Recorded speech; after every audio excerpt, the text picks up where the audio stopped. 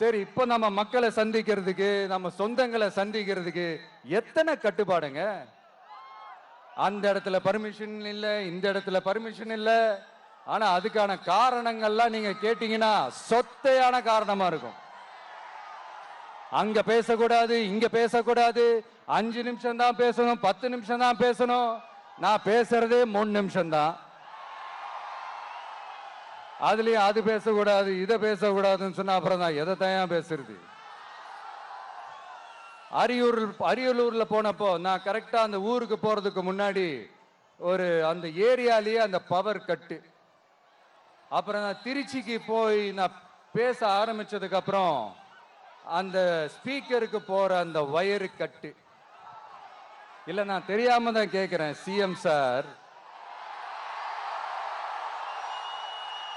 For example, இப்போ ஒரு RSS தலைவர் இங்க வராருன்னு வச்சுக்கோங்க, இல்ல நம்ம பிரதமர் மோடிஜி அவர்களோ இல்ல உள்துறை அமைச்சரோ இங்க வராருன்னு வச்சுக்கோங்க, இந்த மாதிரி கண்டிஷன்ஸ்லாம் போடுவீங்க, இந்த மாதிரி பவர் கட் பண்ணுவீங்க, இந்த மாதிரி வயர் கட் பண்ணுவீங்க. கொஞ்சம் கட் பண்ணி தான் பாருங்களேன். முடியாதுல, பேஸ்மெண்ட் அதிரும்ல. நீங்க தான் மறைமுக உறவுக்காரர்களாச்சே. இதாவது பரவாயில்லைங்க. இதை தாண்டி ஒரு ரூல் ஒண்ணு போட்டாங்க.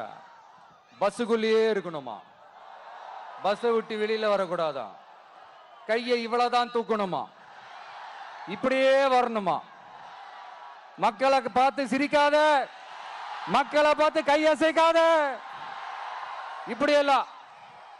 ஐயோ ஐயோ, நானும் என்னவோ ஏதோ நினைச்சேங்க. செம்ம காமெடியா இருக்குங்க.